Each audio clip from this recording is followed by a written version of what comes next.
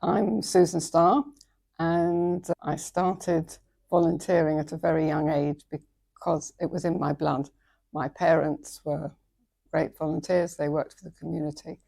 So if I think back to my first volunteering thing, I suppose, we belonged to Dollis Hill Shul, and I was about 11 or 12. And there were loads of kids, and we didn't have a club. So I thought, this is ridiculous. So I started a club. I wouldn't call it a youth club, although it was very youth. And I suppose it went from there.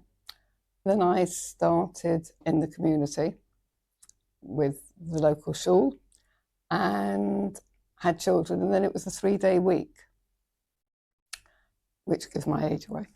And so at that time, you couldn't get a job for love nor money.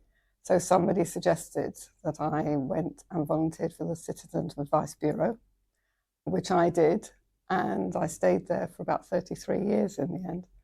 And then somebody asked me whether I'd allow my name to go forward to become a magistrate. So I did that for 30 odd years. And in the meantime, as the children grew up, I got more involved in our shul. And we had a ladies' guild. But the ladies' guild, who got older and older, didn't want to retire. So the people of our age, so about 30, 35 at that time, didn't want to be called a ladies' guild either. So we were a group of ladies, and we called ourselves New Horizons. So we did a little bit of what the ladies' guild would allow us to do, but we were cultural as well, so we had speakers. And actually the ladies' guild just disintegrated in the end.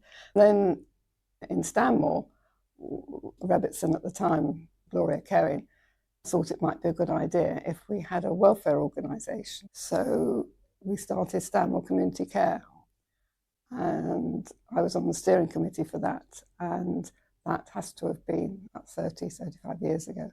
And we were the first community care organisation that belonged to the United Synagogue.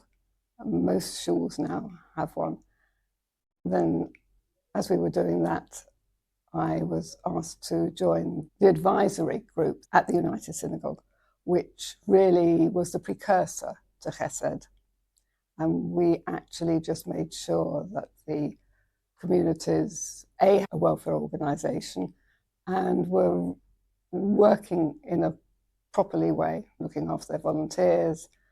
That advisory group led into Chesed, which then diversed hugely. I mean, they're just an amazing organisation. And yeah, and that's it. That comes to today.